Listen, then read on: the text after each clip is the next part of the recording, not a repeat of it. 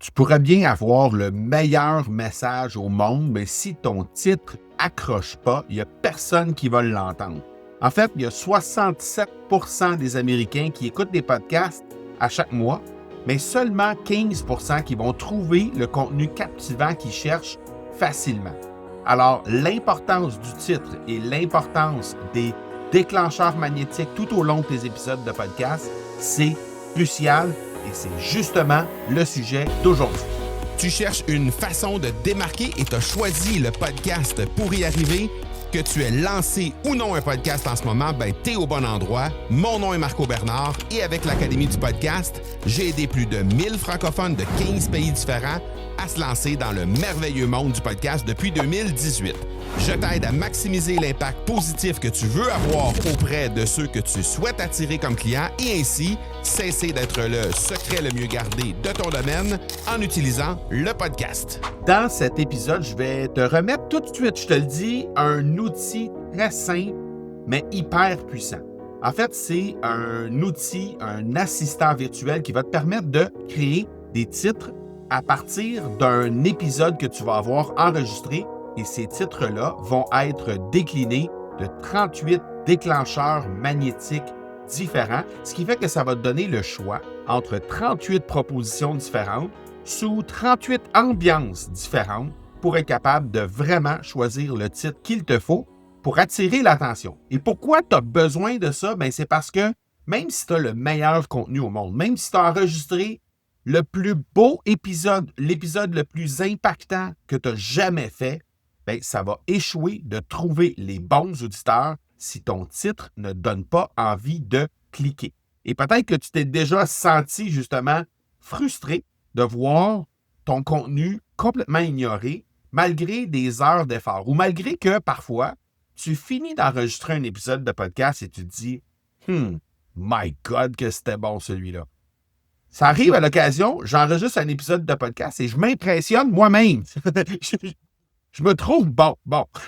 Et je suis certain que ça t'arrive aussi des fois. Quand tu enregistres un épisode de podcast, tu te dis « Oh my God, celle-là, là, c'est vraiment magique. » Mais malgré tout ça, il n'y a pas plus d'écoute. Il n'y a pas plus de gens qui viennent écouter cet épisode-là. C'est de la valeur. Ce grand contenu-là que tu crées, il y a énormément de valeur. Mais c'est pas la valeur du contenu que tu crées qui va attirer. Malheureusement, là, c'est comme ça que ça fonctionne. Ce que ça va faire, le contenu de grande valeur que tu vas créer, cet épisode-là dont tu es si fier, ce que ça va faire, c'est que ça va faire que l'auditeur qui entend cet épisode-là risque de revenir plus facilement. Alors, le contenu de grande qualité, ce qu'il va faire, c'est qu'il va te permettre d'avoir une meilleure rétention d'auditeurs sur ton podcast. Peut-être que toi, là, présentement, quand tu vas écouter, tu vas terminer d'écouter cet épisode-là, tu vas te dire, il y a tellement de valeur, c'est incroyable, cet épisode-là, il y a tellement de valeur là-dedans que je vais m'assurer de, m'abonner. Alors, si ce n'est pas fait, je t'invite déjà à t'abonner au podcast pour ne rien manquer de ce qui va s'en venir la semaine prochaine.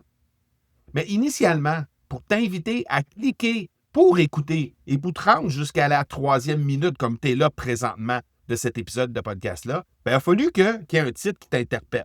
Et ça, c'est une grande science, en fait.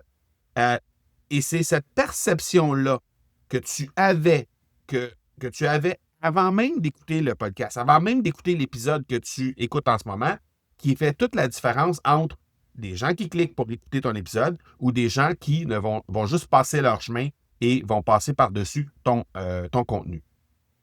Et c'est cette perception-là que tu dois améliorer et tout ça, ça passe par le titre. Ensuite, pendant que tu animes tes épisodes de podcast, il y a des façons de réengager les gens pour faire en sorte que ils passent de la 4e minute comme on est présentement à la 5e, à la 7e, à la 15e et finalement, en bout de ligne, écouter l'épisode entier ou à tout le moins plus de 80% des épisodes. Parce que les podcasts qui ont de bonnes statistiques, c'est des podcasts qui réussissent à engager leur auditeur pour plus de 80% de la durée d'un épisode de podcast. Et ça, je vais te dire, j'ai appris ça. La façon la plus imagée, en fait, que je pourrais t'offrir pour comprendre bien ça, c'est une expérience que j'ai vue sur le web. C'est une expérience sociale que j'ai vue et c'était sur TikTok. Et il y avait un bijoutier de la région de New York qui avait pris des chips, des pastilles en or. Chaque pastille valait 10 000 $. Et ce qu'il avait fait, c'est qu'il se présentait sur le trottoir, il allait à la rencontre des gens pour faire en sorte que les gens puissent tout simplement accepter les chips qui sortaient c'est-à-dire qu'il leur présentait pour simplement leur faire un cadeau, simplement leur faire un don. Et la majorité des gens passaient leur chemin. Pourquoi? Parce qu'il avait volontairement mis les pastilles, les petits chips d'or, il les avait mis dans un sac de croustilles. Et parce que les gens ne reconnaissaient pas l'emballage, parce que les gens ne reconnaissaient pas qu'il y avait de la valeur dans un simple sac de croustilles, les gens passaient leur chemin. Et pourtant, il leur tendait littéralement 10 000 $ au bout du bras. Donc, personne ou presque ne prenait ce chips-là simplement parce que la présentation n'était pas adéquate. C'est la même chose avec ton podcast. Hein? La même chose. Créer un chef-d'œuvre. Hein? Tu vas créer un chef-d'œuvre. Disons que tu fais de la peinture et tu crées un chef-d'œuvre. Mais finalement, quand ton chef-d'œuvre est terminé, tu le déposes dans un tiroir et tu ne mets même pas d'étiquette sur le tiroir. Tu ne mets même pas rien pour identifier que le chef-d'œuvre est à cet endroit-là. Il n'y a absolument personne qui va le trouver. Si tu as une boutique d'art et que tu as fait un chef-d'œuvre ou qu'il y a un des chefs-d'œuvre que tu as, peu importe que ce soit toi qui l'ait fait ou un artiste qui l'a fait pour toi, bien clairement, ça ne fonctionnera pas. Et je peux te dire déjà qu'il y a plusieurs façons d'attirer l'attention et il y a des gens qui ont compris ça. Si tu regardes les plus grands créateurs de contenu, les plus grands créateurs, et là, je ne parle pas nécessairement que de podcasts. Je vais parler de créateurs de contenu au sens large. Ces gens-là, les créateurs de contenu dont on parle, les plus grands au monde, les MrBeast, par exemple, de ce monde. OK? MrBeast, c'est quelqu'un qui crée du contenu sur YouTube et qui est un des grands créateurs de contenu sur cette plateforme-là. Et ce qui arrive, c'est que lui, il a réussi à mettre sur pied, à partir de zéro, une super entreprise. Et maintenant, mais cette entreprise-là crée du contenu extrêmement populaire. Il y a plusieurs millions de personnes qui suivent MrBeast un peu partout. Et c'est un type qui a le cœur sur la main. C'est quelqu'un qui fait vraiment beaucoup d'efforts pour redonner au suivant. Mais présentement, là, MrBeast, là, malgré qu'il est parti de zéro, emploie maintenant 350 personnes. La seule chose que MrBeast fait, c'est créer du contenu. Et il embauche présentement 350 personnes. Et parmi ces gens-là, il y a plusieurs personnes, des équipes complètes, que leur seul travail, c'est de trouver le titre qui va fonctionner le mieux pour aller sur chacune des pièces de contenu que MrBeast va créer. Et il y a une autre équipe qui va travailler sur les vignettes, par exemple. Il y a une autre équipe qui va travailler que sur la description. Mais quand on dit travailler sur la description, travailler sur le titre, ça veut dire que si MrBeast crée une pièce de contenu aujourd'hui, bien, l'équipe au complet qui est attitrée au titre, à trouver les bons titres, ne fait que ça pendant toute la journée, trouver le bon titre pour aller avec cette vidéo-là, le titre qui va faire en sorte que, les gens que MrBeast veut rejoindre vont cliquer sur ce contenu-là, vont consommer le contenu et vont faire en sorte de, justement, ça va faire en sorte que son contenu va vraiment, littéralement exploser, comme il le fait si bien sur YouTube. Donc, si les grands de ce monde, là, je le sais, tu vas me dire, oui, mais Marco, moi, je n'ai pas une équipe de 350 personnes et je ne peux pas me permettre de payer 350 personnes ou même pas 2 personnes pour m'aider à le faire. Mais c'est pas ça qu'il faut que tu apprennes par rapport à ça. Ce qu'il faut que tu apprennes, c'est que c'est beau créer du contenu. C'est beau prendre une demi-heure, par exemple, ou 1 heure pour préparer un épisode de podcast, puis ensuite une autre demi-heure, 1 heure pour enregistrer ton épisode de podcast, puis ensuite encore une demi-heure, 1 heure pour faire la technique, puis l'habillage sonore, puis corriger les petits glitches, puis mettre en ligne. Puis après ça, une autre demi-heure pour faire, par exemple, ta description et tout ça. Mais si tu prends juste quelques secondes pour trouver ton titre, si tu prends juste quelques secondes pour trouver le visuel qui va présenter ça sur les réseaux sociaux, advenant, ou encore sur YouTube, advenant que, évidemment, tu utilises YouTube pour mettre tes épisodes de podcast sur cette plateforme-là, mais tu passes à côté de 80% du résultat. Parce que le nerf de la guerre, ce qui va faire en sorte que la personne va découvrir ton contenu, c'est, sur YouTube, c'est le visuel et c'est le titre. Si ça ne performe pas, ces 2 endroits-là, oublie ton contenu, il va tomber dans l'oubli. il va littéralement être complètement oublié, complètement ignoré par les gens que tu aimerais qui consomment ce contenu-là.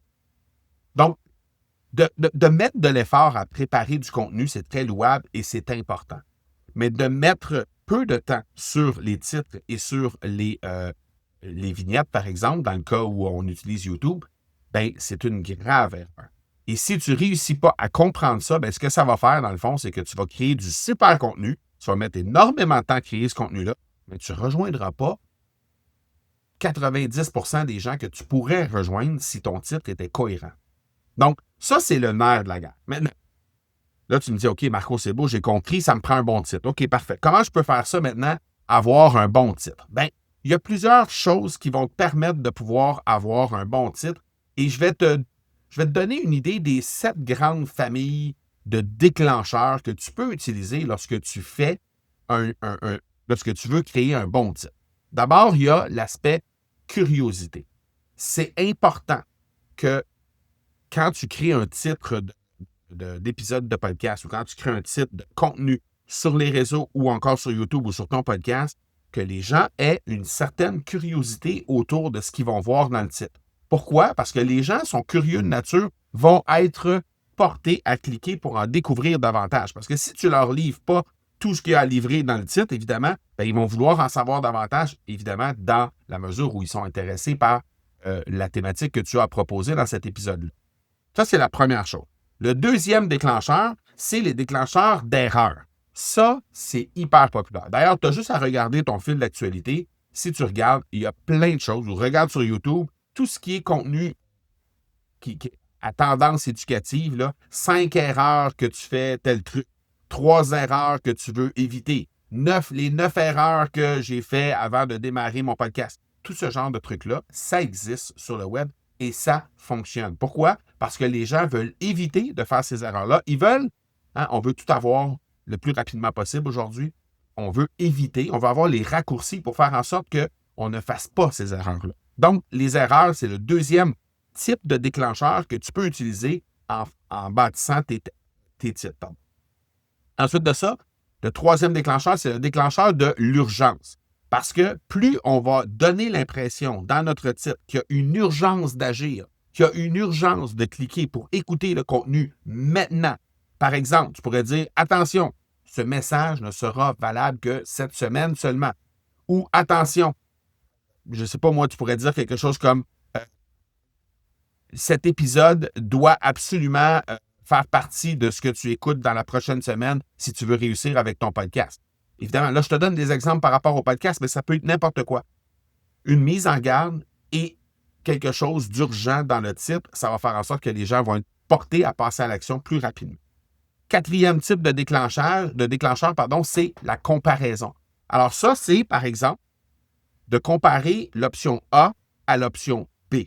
Et ça, dans un même titre. Donc, ça pourrait être quelque chose, par exemple, quelqu'un qui faisait un podcast sur l'entrepreneuriat, par exemple, et qui voulait exposer la différence entre l'accompagnement en coaching 1 à 1 et l'accompagnement en formation en ligne, mais ça pourrait être tout simplement dans le titre « Coaching 1 à 1 versus ou VS formation en ligne ». Lequel génère le plus d'impact, ou lequel est le plus payant, ou lequel est le plus profitable, ou lequel est le plus apprécié. Ça pourrait être aussi simple que ça. Mais ça, si tu vises à rejoindre, par exemple, des formateurs en ligne, des entrepreneurs, des gens qui ont potentiellement des formations en ligne, bien, évidemment que ces gens-là vont être interpellés par ce type de titre-là. Ensuite de ça, 5e type de déclencheur, la promesse de transformation. Alors là, bien, ce que tu peux offrir, c'est la possibilité de tout dire dans le titre, exactement ce que tu vas livrer avec un délai au bout. Donc, par exemple, ça pourrait être quelque chose comme comment doubler ton nombre d'écoutes en 30 jours ou comment tripler tes revenus en moins de 90 jours. Ça pourrait être quelque chose du genre. Donc là, on mélange l'aspect urgence et l'aspect transformation. Parce que clairement, on va dire exactement quelle est notre promesse de transformation qui s'annonce dans le contenu que tu t'apprêtes à écouter. Évidemment, les gens qui sont à la recherche de l'augmentation du taux d'écoute ou l'augmentation du chiffre d'affaires, dans les 2 exemples que j'ai donnés, bien, ils vont être interpellés, ils vont cliquer. Ensuite de ça, 6e type de déclencheur, le déclencheur contre-intuitif, oui. Ce déclencheur-là va souvent être utilisé dans du contenu contradictoire. Pourquoi? Parce que on va tout de suite dans le titre appeler quelque chose que les gens ne sont pas habitués de voir.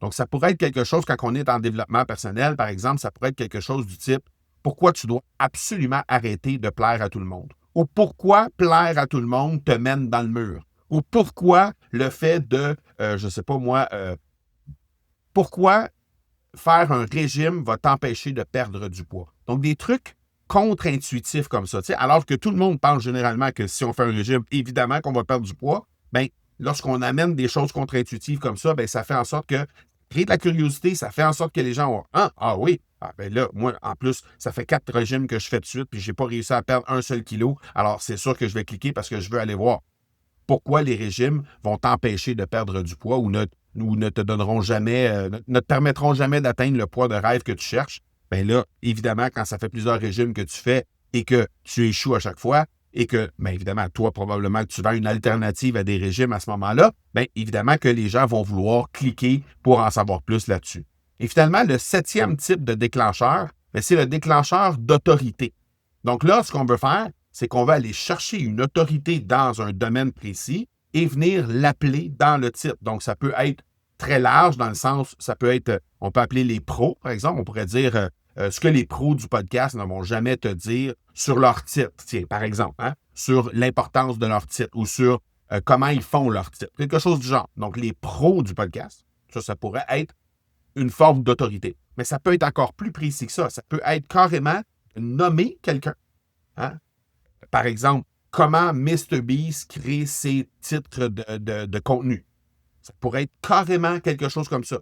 Pourquoi MrBeast pourquoi MrBeast donne autant d'importance au titre de ses contenus? Ça pourrait être quelque chose du genre. J'ai déjà fait dans mes épisodes passés, et peut-être que tu les as écoutés, des épisodes qui parlaient, par exemple, de Lewis Capaldi ou encore de Coco Chanel ou de Sylvester Stallone ou de Coldplay. J'ai déjà fait des analogies comme ça. Et ça, c'est comme de l'autorité autour. Donc, évidemment que des fois, ce n'est pas nécessairement directement relié au monde que tu fais. Comme par exemple, moi, si je faisais un titre avec MrBeast dans le titre, c'est une autorité pour le type de contenu, en fait, pour la création de contenu. Quand on parle de titre, par exemple, quand on parle de vignette ou quand on parle de vidéos sur YouTube, c'est définitivement une autorité. Mais ce n'est pas nécessairement une autorité dans le monde du podcast. Donc, je pourrais très bien aller chercher juste cette partie-là pour en faire un titre et créer suffisamment de curiosité autour de ça pour faire en sorte que les gens aient envie de cliquer pour le faire. Maintenant, tu peux mélanger tout ça. Ces 7 déclencheurs-là peuvent se mélanger parce que d'ailleurs, dans certains exemples que je t'ai donnés, ce que les pros du podcast ne diront jamais sur leur titre ou ce que MrBeast ne te dira jamais sur la création de ses titres, bien ça amène de la curiosité, ça amène aussi de l'autorité. Donc, dans les deux cas, on mélange ces deux choses-là et n'importe quel de ces 7 déclencheurs-là peuvent être mélangés ensemble pour créer quelque chose qui va être vraiment exceptionnel comme résultat en bout de ligne. Donc, j'espère que tu as compris le concept de dire « Hey, il faut vraiment que je mette beaucoup plus de temps à créer des titres qui vont impacter, des titres qui vont vraiment susciter l'attention et qui va faire en sorte que ton contenu va cesser d'être ignoré ou va juste être passé par-dessus tout simplement lorsqu'il sera vu dans les réseaux sociaux. » Ça nécessite vraiment de l'attention de ta part.